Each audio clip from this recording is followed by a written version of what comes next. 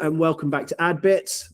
I'm Alex Grossman. Today I'm joined by Tim Hardy, editor, founder of Stitch, and someone whose work has helped shape some of the most memorable commercial films in British advertising. A lot of people listening will know Meet the Superhumans, Channel 4's Paralympics campaign, which still stands as one of the most iconic ads of the last decade. But this conversation goes beyond one piece of work. We get into editing as storytelling, the role of music, creative judgment, collaboration, and how you build a company around taste rather than scale. Tim, thanks for joining me. Thanks. How you doing? So before we start, I've got to say a quick thank you to the supporter of this episode. This episode of AdBits is supported by 2.0 Film, a boutique service production company based in Ljubljana. They support international productions across Slovenia, Austria, Croatia, Northern Italy, and Serbia, delivering high-end commercial work across the region. I'm their executive producer based in London. So if you're bidding a job in that part of Europe and need a strong local partner, feel free to get in touch. Right, let's get into it. Tim, when someone asks what you do, what do you usually say? Yeah, what do you usually say? I guess I guess, yeah, definitely I'm a film editor. That's like my number one title, I suppose, that I sort of identify myself as. Obviously own a business as well. So that's kind of this another, well, very, yeah, a huge thing, but in a way, like, that doesn't really, that feels like quite a different thing. The editing is really like, that's the real bit of me. I think that's like my main passion out of everything. I love running a business as well, but I think that the editing is still the thing that sort of consumes me and interests me more than anything else. Interesting. And did you find editing deliberately, or did editing sort of find you? Well, this is a long tail. Good. I was thinking about this sort of question a bit. I mean, I think I've always been obsessed with television and film. Like, even when I was young, I was kind of like, I kind of remember, like, sort of, even when I was sort of 5 or 6 years old, I'd used to just be sat down in front of the TV, my mum used to bring me my tea, sort of bit of toast and stuff like that, and I would just sit and watch TV a lot, like almost a bit like the equivalent of your mum handing you an iPad when you're a little kid, I think now, which did, you know, that, but I actually like put that down as quite an important part of my makeup, really, because I was so like, even like I used to get up early and watch things like Sesame Street and stuff like that. I was like obsessed with that, and that was like a thing that used to blow my mind, with like amazing animation and then the puppetry, and it was funny and it had cool songs. So there was like that side of things, and then I was actually like very interested in the commercials. I could, like, you know, those were the things back when I was a kid that you talk about, you'd remember the songs. I remember actually recreating a Sugar Puffs advert on, like, we used to do this thing at school where you do like a little concert in the morning, and me and my mates, like, we all built Honey Monster masks and like recreated one of those scenes. So I was quite sort of obsessive about all that at a young age. And then as that sort of blossomed into sort of doing a lot of art and photography at school. And then I ended up going to do a foundation course. And it was there that I'd never really thought about film as a career at all. And there was like a wonderful teacher there. She picked like 2 people out the whole year, and she just like saw some of my photographs and said, "Oh, I'd really like you to, if you're interested, to concentrate on doing filmmaking." And I was like, well, okay, what does that even mean? And this is sort of end of the 80s sort of thing. So they were like, they had video cameras and Super 8 cameras. So we just sort of mucked about and stuff like that. And obviously that's where I first sort of started fiddling with. I remember we were doing like tape to tape editing on, maybe it was VHS, I think it was VHS. And then we did, when I made a short film on Super 8, and that was the first time I'd sort of sat down, and that was cutting film. So I had like rolls of Super 8, and then you're sort of, with Super 8, you'd sort of more shoot it kind of you sort of almost edit some of it in camera anyway. So you'd sort of shoot it in the narrative would be, it seemed to feel natural to do Super 8 in that, but then you still had to sort of cut it down and fiddle with it and add sound and stuff like that. And that was where I first sort of thought, oh yeah, I definitely like this process. It's an interesting process.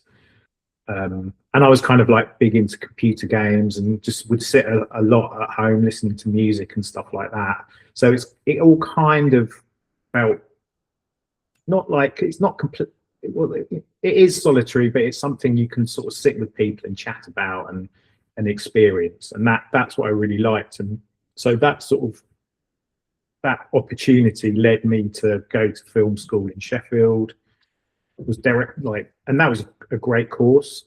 It was called it was a fine art degree, but sort of combined media. So you'd like do lots. You could be doing like installation art or performance art, or you could make a film, or you'd make a film of that, and you'd do like helping other people out. So you'd crew on other people's stuff.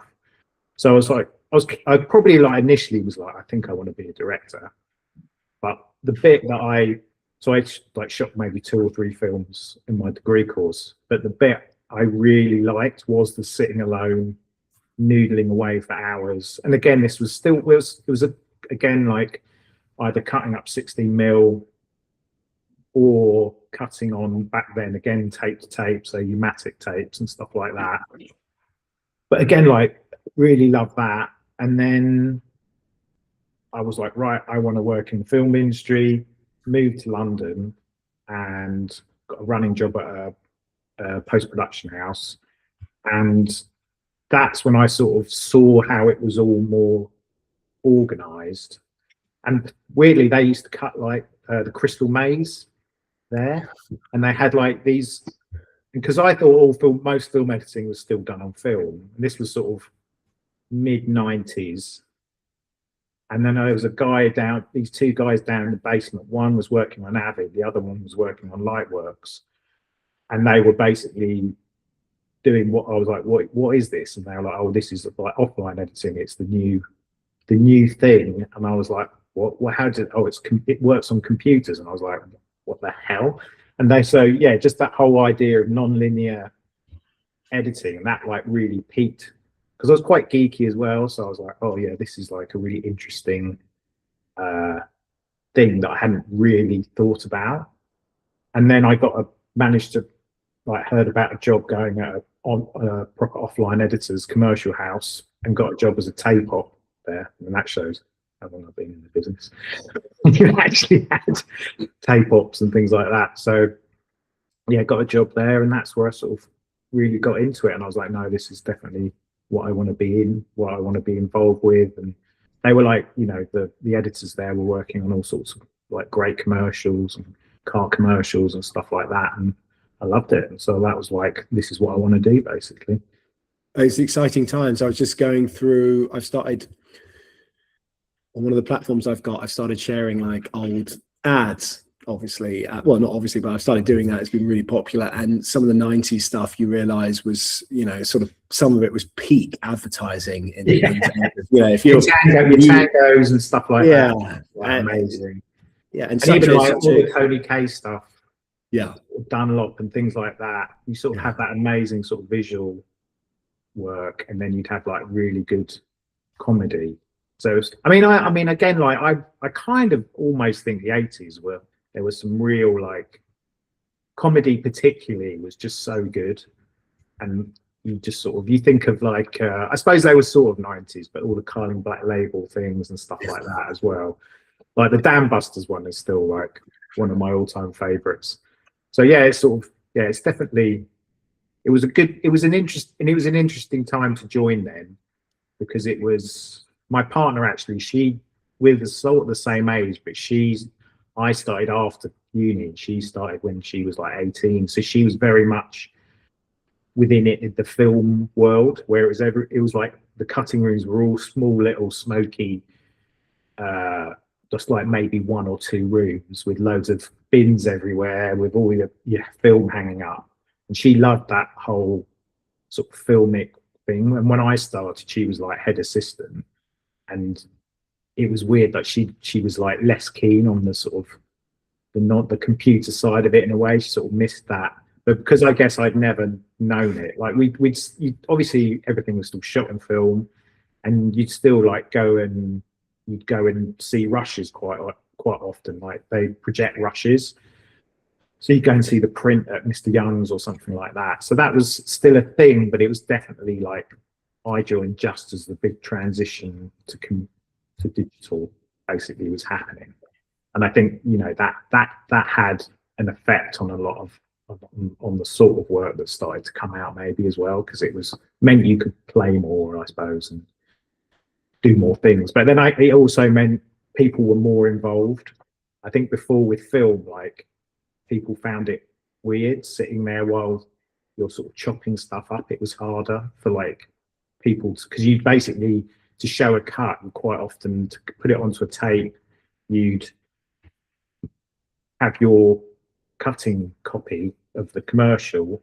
You'd have to take that to a telecine to a grading place to get it transferred, and they'd have to put the sound onto mag tape. So it was like this whole process just to make one tape to give to the client or the agency or whatever. So it was very complicated, but it meant that it was quite a slow process. And I think the sort of non-linear side of it, like, flick that all up on its head a little bit. I think that was like a huge creative change, perhaps, definitely on the editing side, but I think overall it was one of those there's probably like big moments every 10 years or something technologically, but I think that was quite a big one. Yeah, definitely. It sounds like that was definitely going digital full stop really was the main thing. It's such a huge thing, isn't it? The lack of process suddenly and the massive change. And some people evolved and some people didn't. I remember there was a lot of people angry about it. Yeah, I mean, it's always the same, I guess. You're sort of, I mean, you definitely think we're there again now, probably. Yeah. But let's not touch. Yeah, it definitely. I think you're right though. It is that moment again.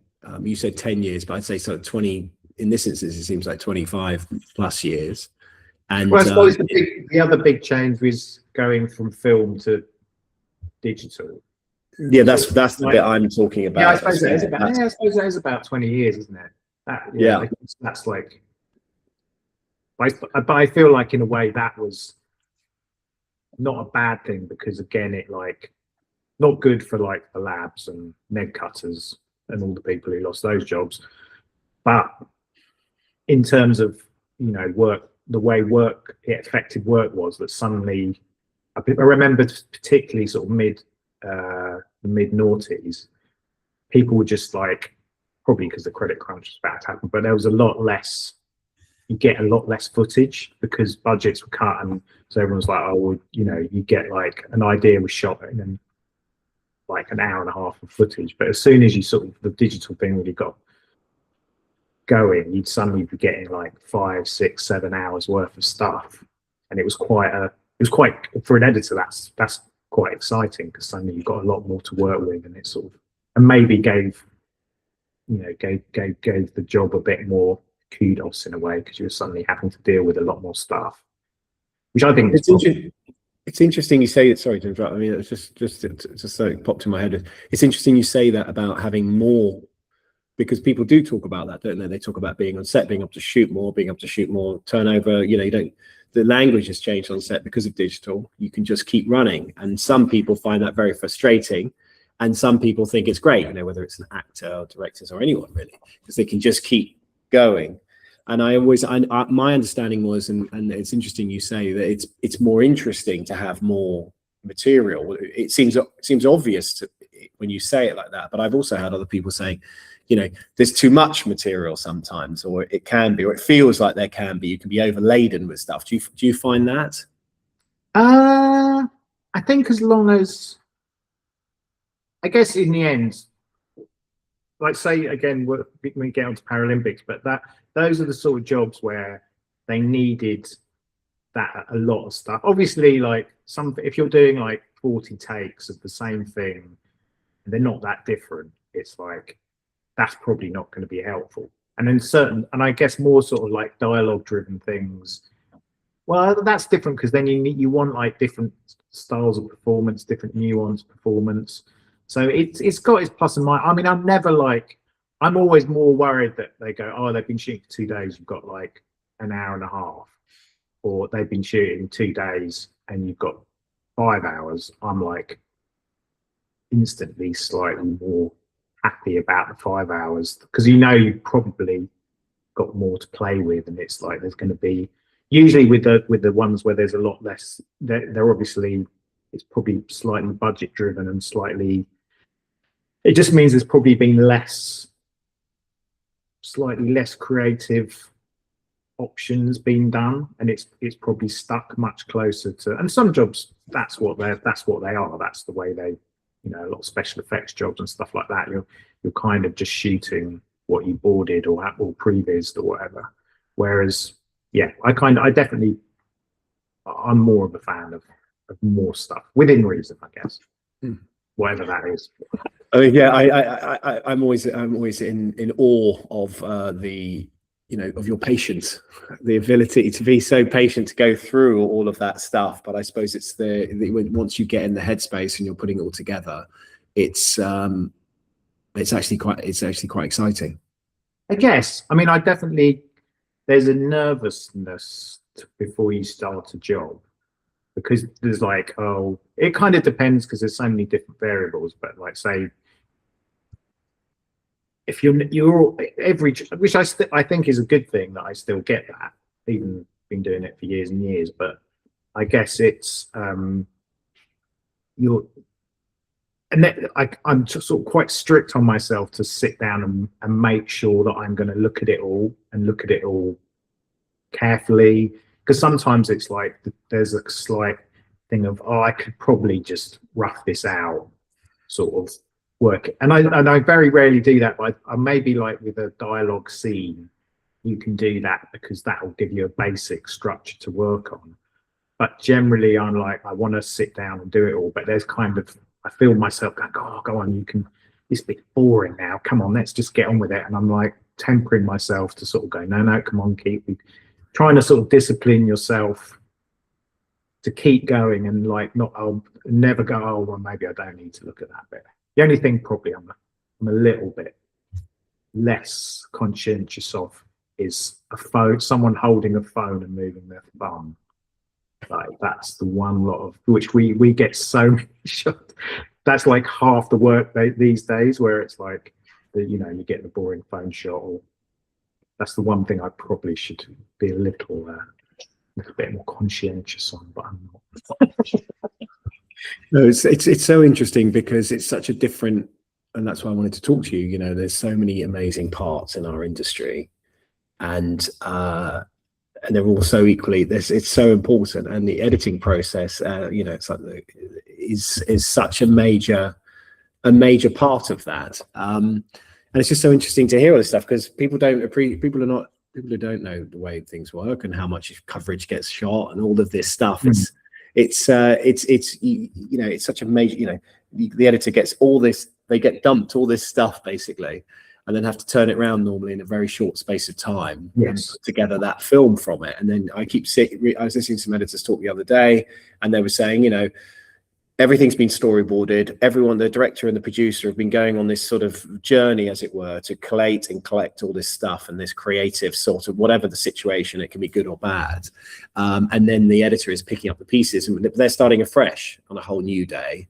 And there isn't the rain going on, and there isn't this happening, and there isn't that. And it's like finding the story again through that. It's a brilliant process. But moving on from that, obviously to talk about your sort of opus, I guess, in terms of editing, isn't it? I mean, I don't know what word to use for it, but it is, if anyone in the industry, everyone in the industry, of course, knows, and it was just such a phenomenal ad. I think also it just sort of topped what everyone in England was genuinely surprised that the the Olympics went well for us. I think we were all thought it was going to be a bit shit, if we're honest, because we're English, and we wouldn't have thought it was going to go well. We thought it's going to be terrible.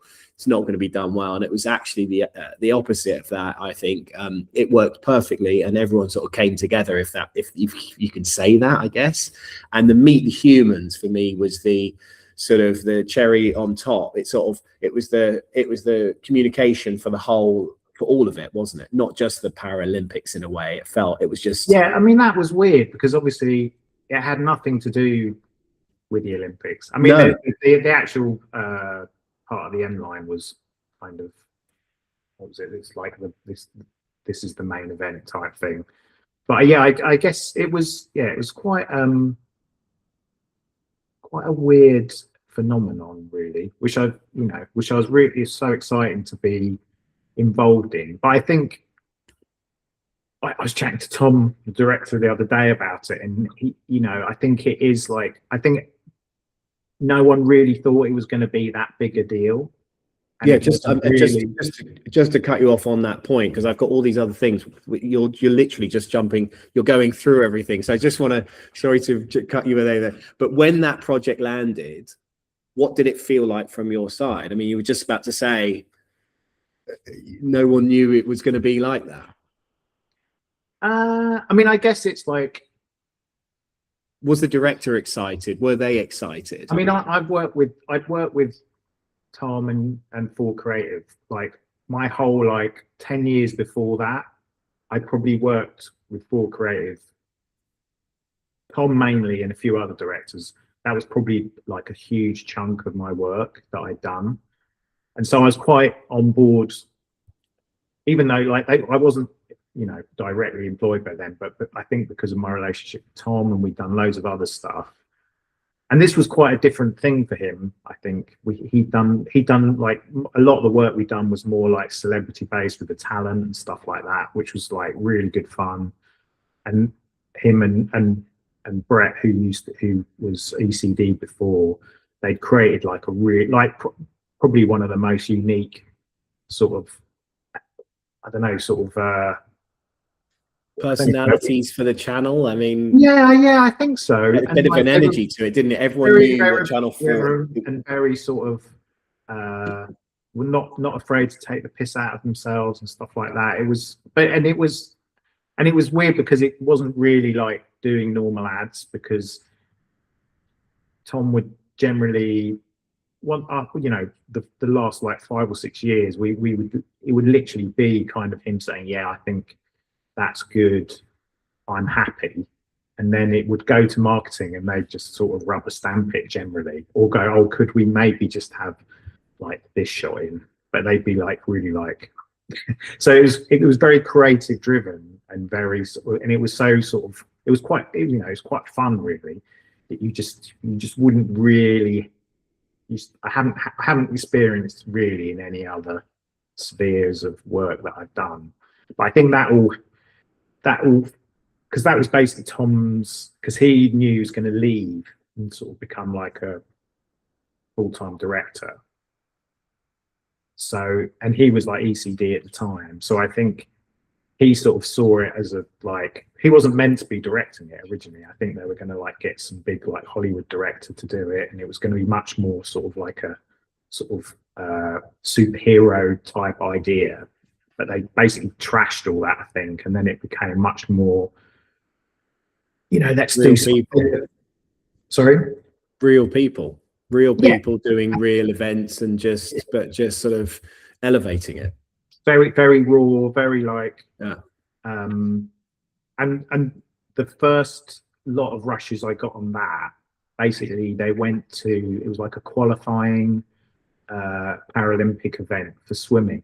So it was like a 2-day swimming gala, and he'd had shot basically more or less most of the 2 days on 4 Aries, 4 Phantoms, I think.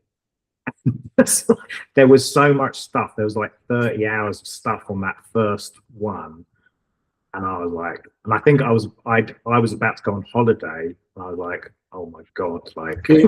Just on that point, I mean, I've got here, you had a huge amount of footage to work through. When you're staring at that much material, how do you actually begin?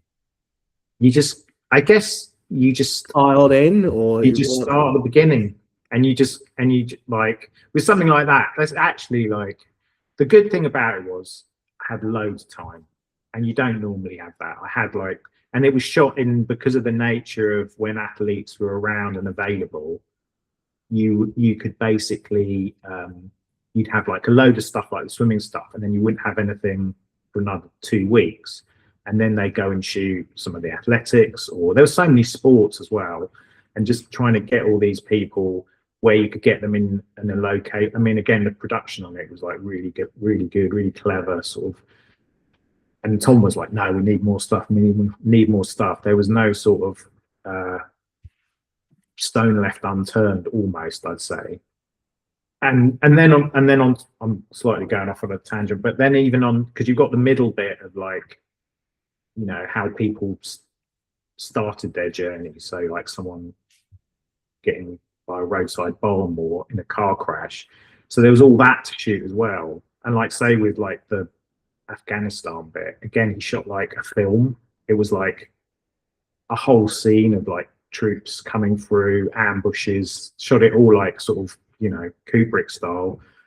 It was mental, but he was like, generally, like, I don't want more than one shot for each scene.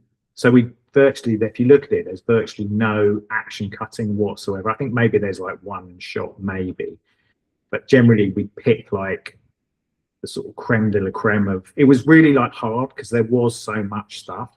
So you sit down, stick some music on. Again, music was a big thing, but I'd be like, okay, I'm just going to listen to loads of stuff while I do it, because there wasn't really any dialogue or anything to worry about. So it's purely visual against music, and then you're just sort of going through a lot of.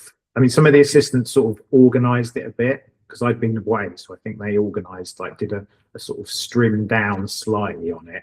But I'm kind of like, don't really take anything out that you think's even vaguely usable, because again, there's like a lot of mistakes in there, like where there's a shot where the light's not sunk, and so it's sort of giving that strobing effect on one of the swimming shots. It's like loads of like stuff that's sort of off kilter and not necessarily perfect. That was like another big thing to sort of look out for. But yeah, you're sort of, and again, like say with like the wheelchair basketball, that was quite a new thing, just loads of GoPros and stuff like that stuck to. So it's like all these like visually quite pleasing shots, but then you're like, you've got a select roll that's 7 hours long. And that's great, isn't it? Because then you've got, as long as you have a 7 hours long, I mean, yes. The worst is not having anything. And I remember those, I think the wheelchair basketball events, they seem to be the most, well, not the most, but some of the most dynamic, exciting elements, because I think they looked relatively futuristic in a way. Yes. I mean, I think that's the thing, is like visually, it's not what you expect. I think I wasn't imagining that, because it's an event that I barely know anything about. And instead he managed to make it look very exciting. Yeah, as I said, very dynamic, and it just looked really fucking cool. Yeah, and I think that was the sort of beauty of the whole thing, really. I think aside from like amazing people who are like amazing athletes, you know, but they have disabilities, but that it sort of doesn't matter. And it's like just embracing it all and being raw with it, which I think was very empowering for a lot of the athletes. They really, you know, some of them became like huge superstars. That it's got like David Weir in there, and Johnny Peacock, and Ellie and stuff.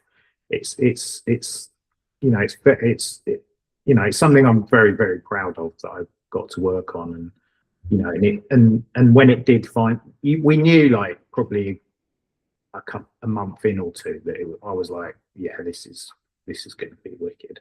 And then when we got the music on, I was like, that more or less, once we sort of settled on that was more or less like, yeah, this is really good. Have you? Which you sort of always sort of think, but I was like, I'm pretty sure this is.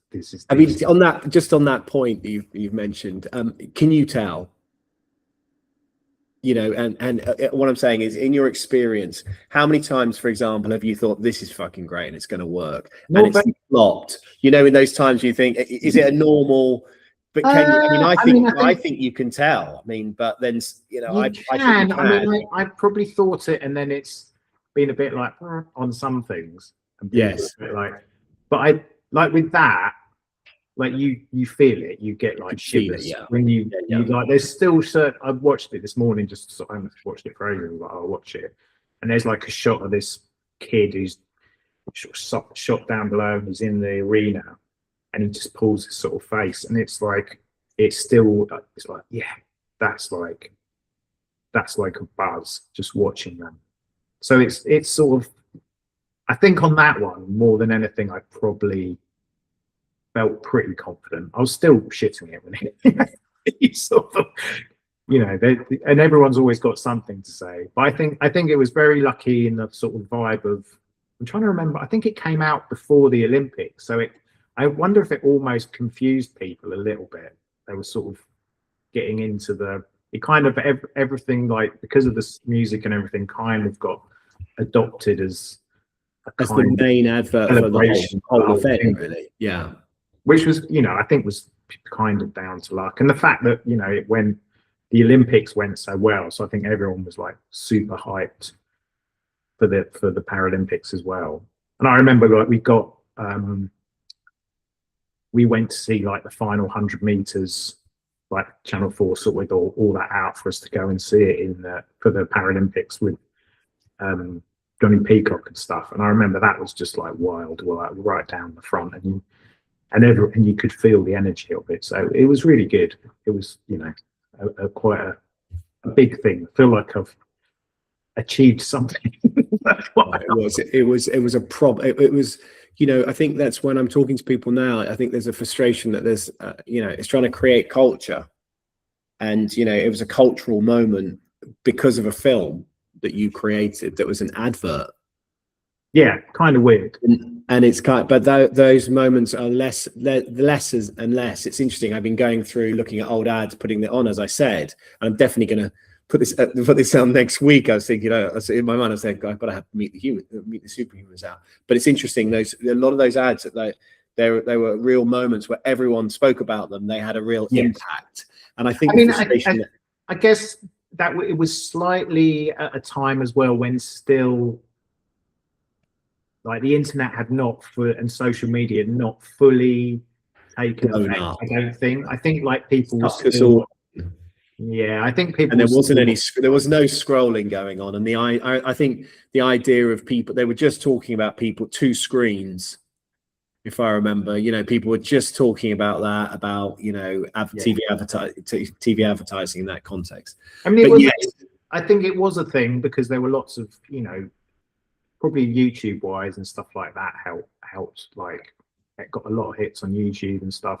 But I think you know, it's difficult now. Like, it was just I think over time, that's what, you know, it was like, that's what so much about this business is, though, isn't it? It's like just having good timing and a bit of luck. Like, it's interesting, and not screwing it up. Yeah, I think it's interesting. Don't screw it up. I think it's interesting that, you know, that sort of ad at that sort of time now would probably blow up as well. I don't know, maybe. But, you know, it'd be interesting if you could play that out as an exercise. I wonder. It's interesting to see how those would work. But I guess that, yeah, there's less. Anyway, I'm going to go off on a tangent, which is not worth it. Anyway, I want to ask more about this. So the music story on that project is fascinating. You sort of touched on it. How much did finding the right track unlock the whole thing? I would say, yeah, a lot. I mean, so Tom he'd been watching, I think it was 99 Problems. Let me check which one it was before I say the wrong thing. The Jay-Z track. Hang on, I can't remember. yeah, 99 Problems Jay-Z by Mark Romnick, that video. And I think that was like, he used that as a big vibe for the way it was shot and stuff like that. A lot of looking So the inspiration for it. Yeah, kind of. I think, stylistically, that was like for the energy and things, I think. And within that, so we were like, I like listen to a lot of music. I still got the playlist somewhere actually, which is pretty good. But yeah, there's so many directions you can go. And I think the only other, there was like is it M82 or whatever, like a real real class, like, but that was really slow. And because so much had been shot on Phantom, there is actually another edit that's all like just major slow motion, which is pretty mad actually. It is good. But yeah, I think like energy wise, it just didn't match. And I think that came up, that was like after we'd found, I mean, again, I was listening and then I was like, okay, he keeps talking about 99 Problems. And then I was like going through sort of loads of rap stuff, went through Public Enemy, I think, and then there was that track that I could never remember hearing. I don't think it was that big a hit when it originally came out, but I remember putting that on and I was like, yeah. I mean, it was kind of already in that order, I think, to an extent, but putting that on, the build of it and everything was definitely, and I did that on my own, and then I think I sent that to Tom because he was shooting or something, and I was like, mate, I think this is pretty good. For what? And actually, generally, like he always says a stop clock's right twice a day type thing.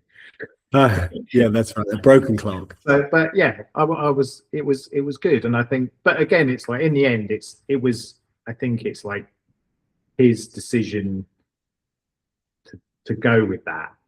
Do you know what I mean? That's like, and that track was not an easy track, because it was normally when we did stuff for Channel 4, you'd have like the music, you'd have licensing would cover everything as long as you're showing it on Channel 4, but because it actually went on lots of other channels, so that was a huge problem, because those sort of tracks are just wrapped up in so many, because they've got so many samples in it and different people in, like, to license it is like pretty difficult. But again, like everyone just like committed to it and sorted it out, and it was, well, I think the subject matter, no one's going to turn it down, are they? You've got a lot going. No, I think you'd be surprised. I think. No, I have been surprised with people's reactions to stuff, but I think maybe that may have helped, or just no, definitely. But yeah, I mean, I think, and it's like, I think Tom was so happy he got like a text from Chuck D, sort of saying, "Man, you sorted out.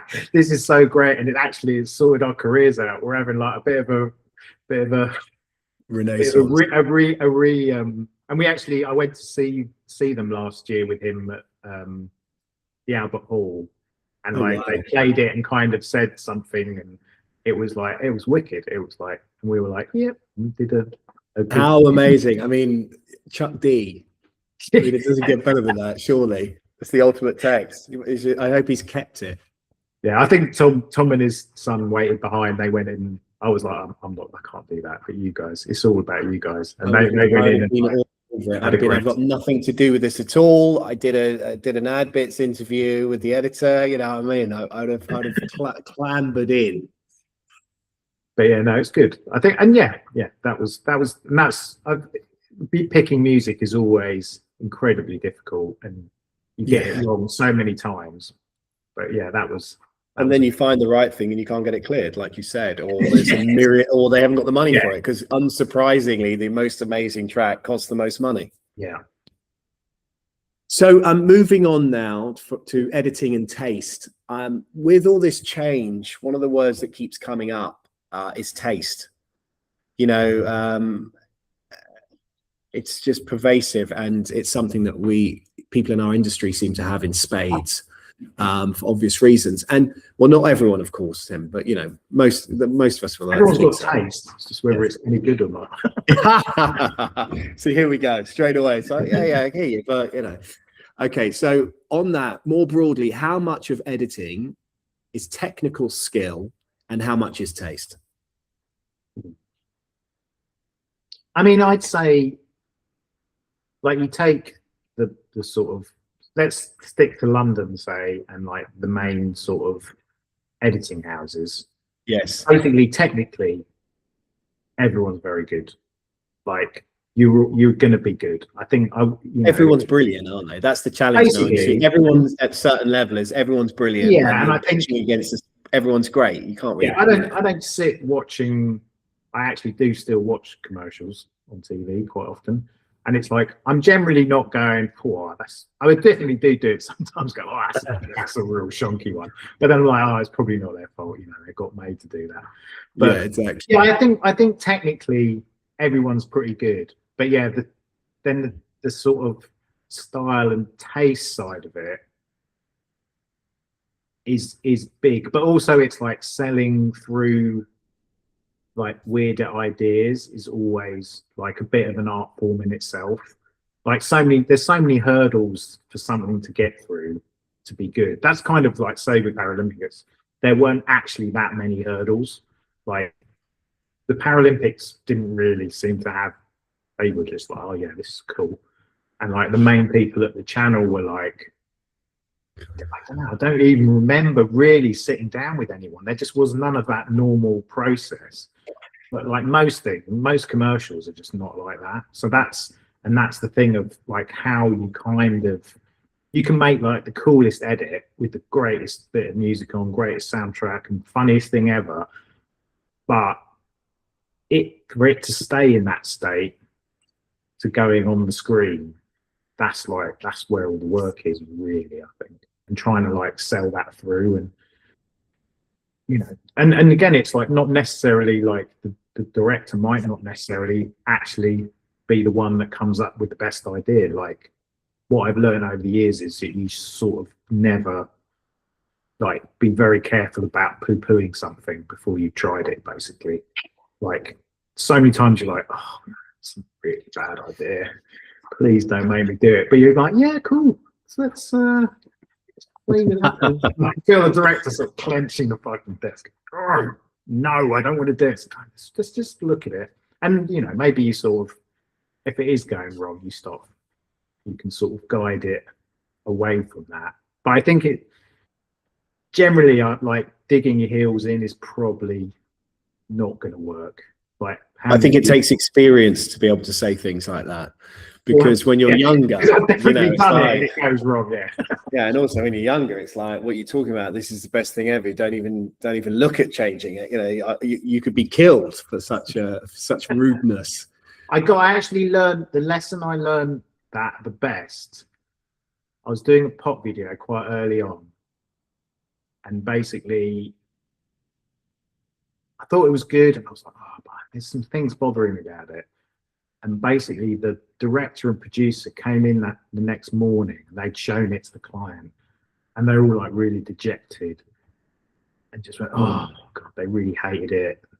I don't know what we're gonna do. I don't know what we do." And I was like, "Guys, it's cool. I know what we're gonna do. I've been thinking about this. There's these things. I think that's wrong." And I just started blathering on, and then they were like looking at me, going, "We were joking." Like they loved it. What's wrong with you? And just sort of like absolutely rinsed me. And I was like, I'm trying to make. When you're editing, are you mainly solving problems or are you chasing a feeling? I'm quite interested in this feeling idea because I was talking to another editor recently, and she was saying she's just been diagnosed with autism, and she can feel the flow in a way more very distinctly when she gets in the creative flow. But I myself, I have not been diagnosed yet, but I think a lot of us, you get into a certain zone in our industry. There's a lot of people who feel that, and you know, you feel it. I don't know whether that's a common thing. Is that a normal thing, or is it just us who are blessed with it, or is it? I would agree with her. I think it's definitely.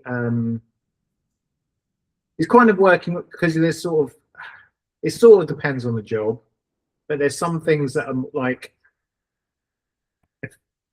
I say Paralympics, not storyboarded really.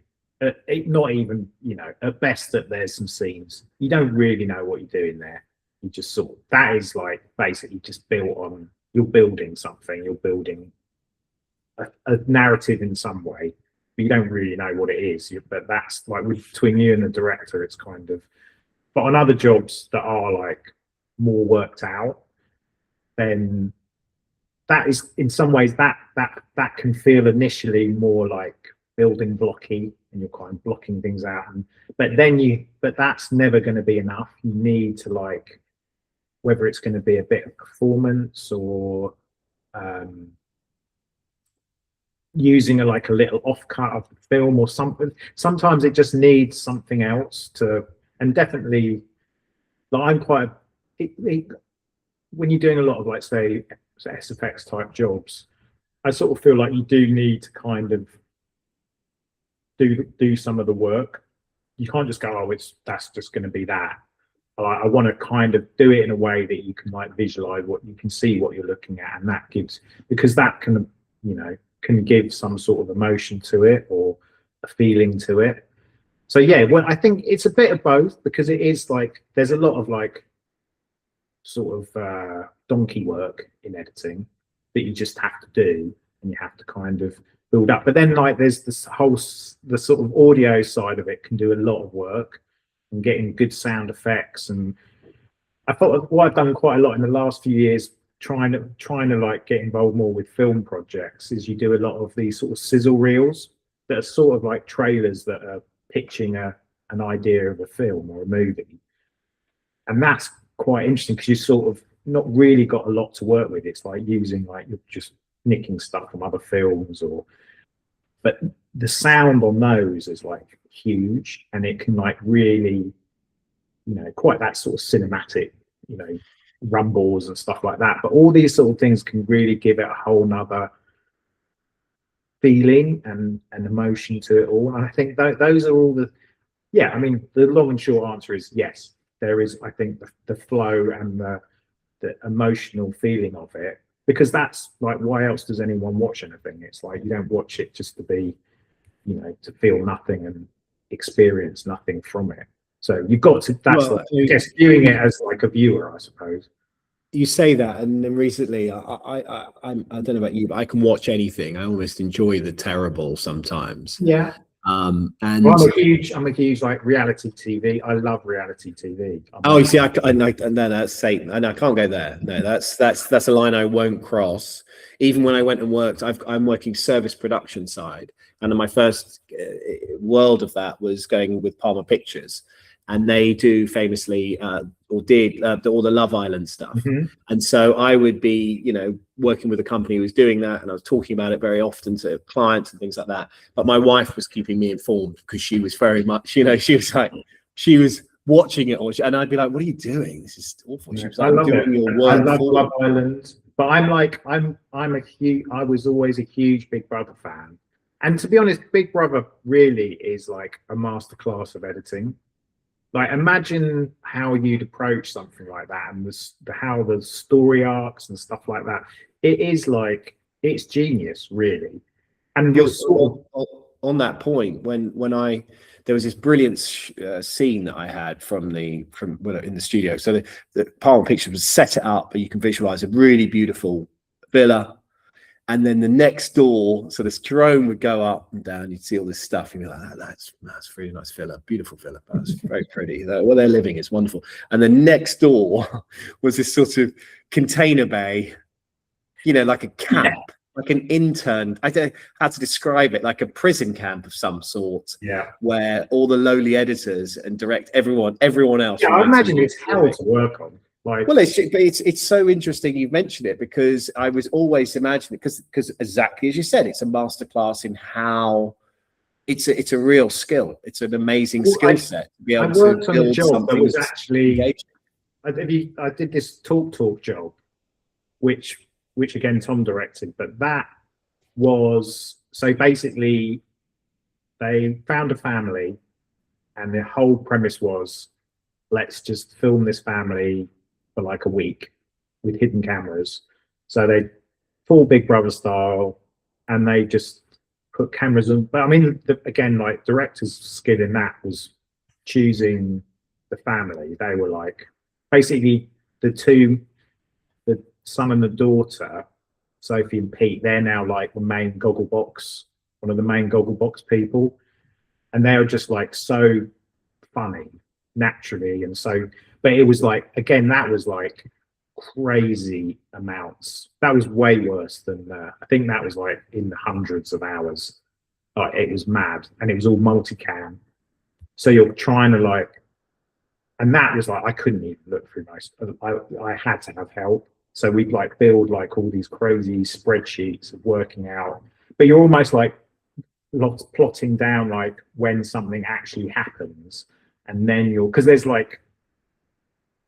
But it's weird. You cannot not look at it all because you cannot not. You kind of. I think I could like you could quad like all the like some of the cameras, so you could do like 4 cameras of one, like the garden. So you just and like there'd be times where there'd be hours and hours of nothing, but then the dog might just waddle out and eat something, and it was like yes, keep.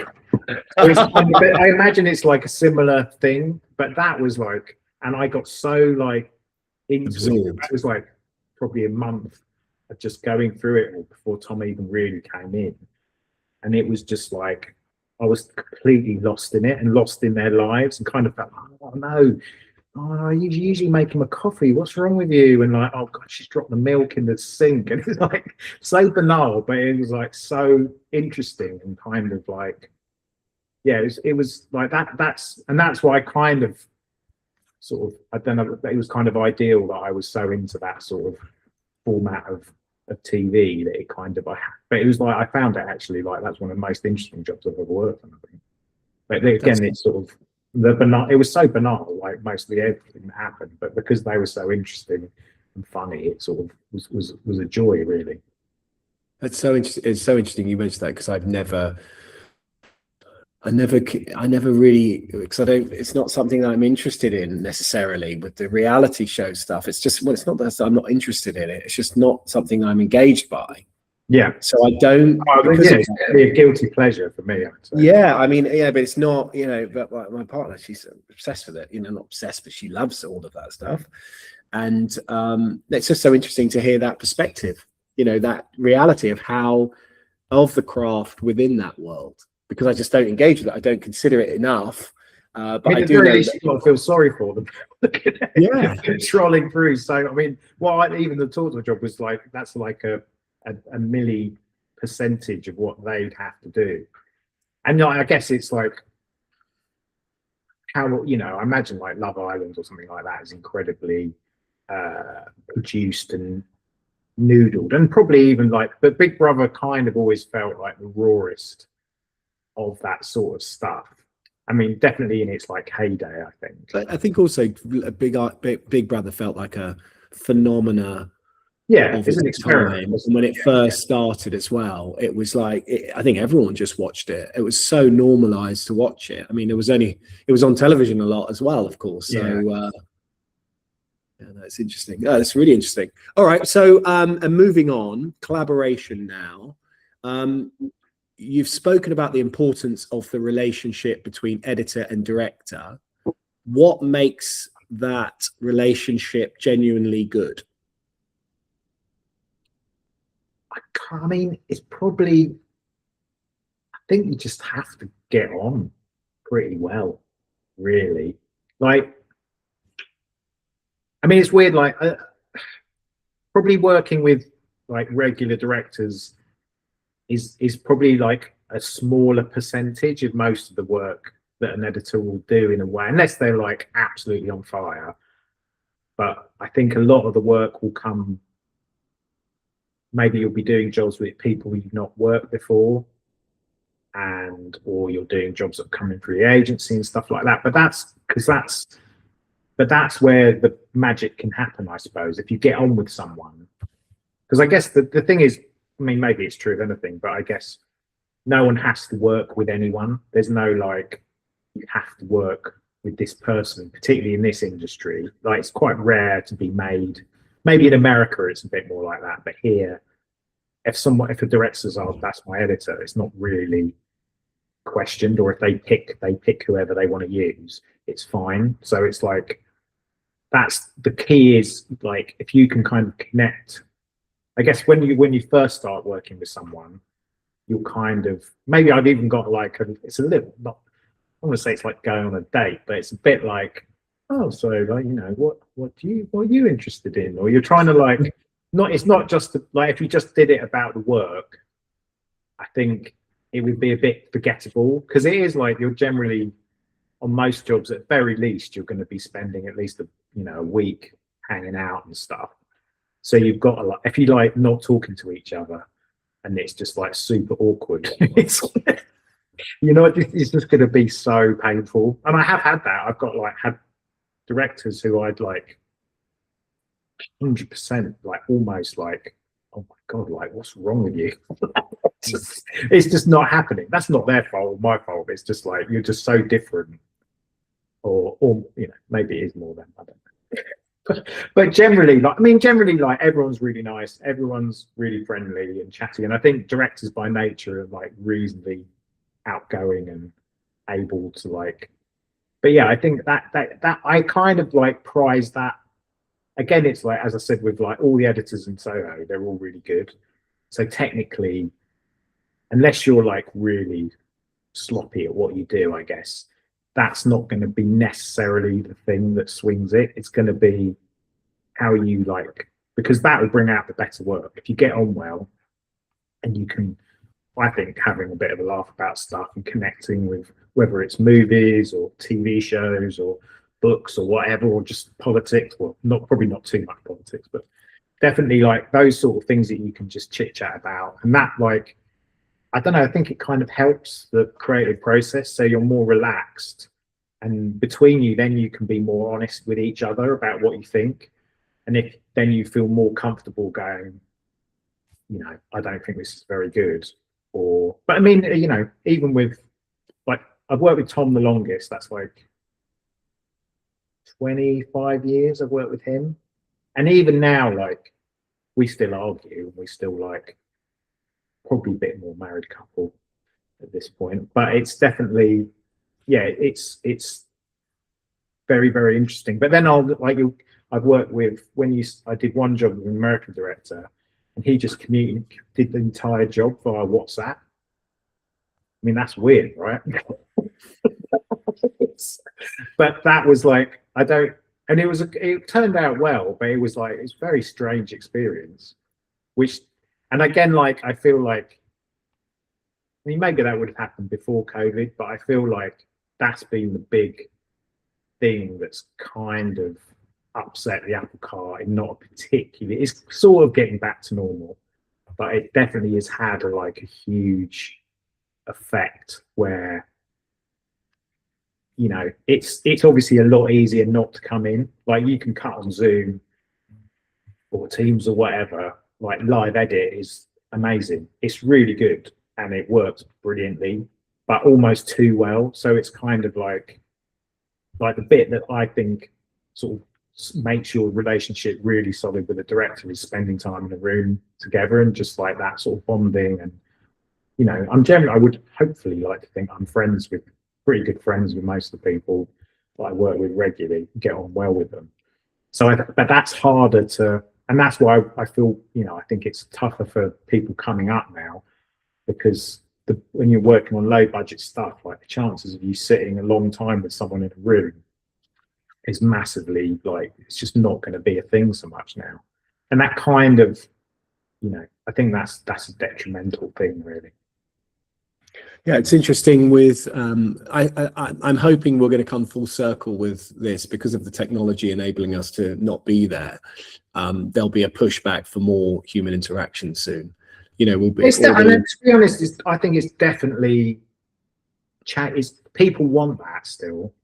I think as well with agencies, like, there was a time where like no one was, like, probably the year after like lockdown sort of eased up, like no one was coming in, and you'd be doing loads of stuff on Zoom. But I think now, like, people want to come in and they want to, like, hanging out for a week, talking shit, eating some nice food, choosing what you want. It's like there's nothing, that's not really a job, is it? It's like it's just good fun making films. Yeah. But yeah. And it's exciting, when you're in an edit and you're getting it right and stuff. On the flip side, of course, I've seen going in to see directors who've been with their editor for 10 days and you're like on a 60-second and they've gone mad. And, you're like, what are we making a commercial here or are we making a movie? It's like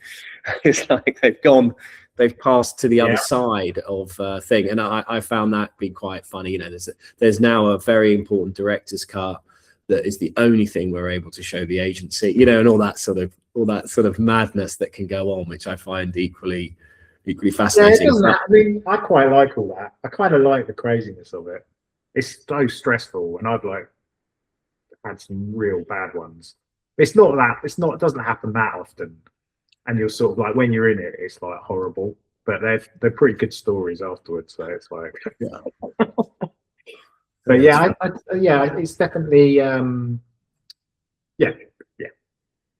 So just now I'm just thinking of time, of course, but closing questions now. So what do you think makes a piece of commercial work stay with people? Blimey. I guess if it makes people feel something, then that's going to have an effect. I mean, it's so hard now. Like things are like I've got, my kids are like in their 20s. They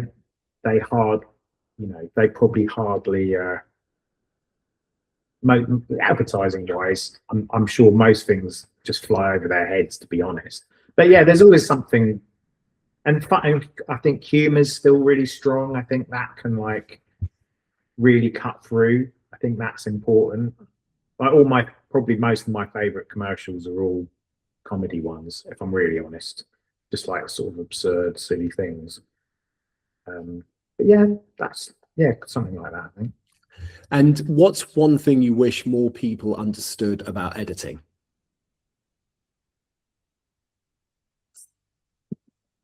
Any of it? No, I mean, I think everyone's pretty good. I think, I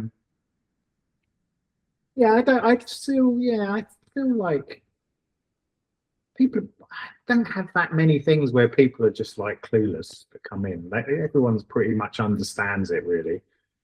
And I kind of I want people to sort of enjoy it and kind of explore it as much as possible. Like I'm always a bit disappointed actually if it is a bit like, oh yeah, that's cool, and then they just go. It's just like, ugh, that's a disappointment, really. I kind of want, I like pushing it on and fiddling and doing all that. I think that's super important, and it always generally makes it better to a large extent. But yeah. And finally, what are you still trying to get better at? So many things. Cool, I don't know, really. Not that I'm saying I'm really good at everything, because I'm really not. I guess it's like I guess I just want to keep it's keeping the enthusiasm for it and keeping excited about it all. And I think at the moment it's there's so many pressures on everything. But I think I guess it's like that's the difference, I guess, from just being an editor and running a business. Although every editor are kind of like their own little business. But I think there's the last few years definitely been less fun than my years before, because there's just been too many people sticking the spokes just when you think you're going to get going again. But yeah, generally I still absolutely love it.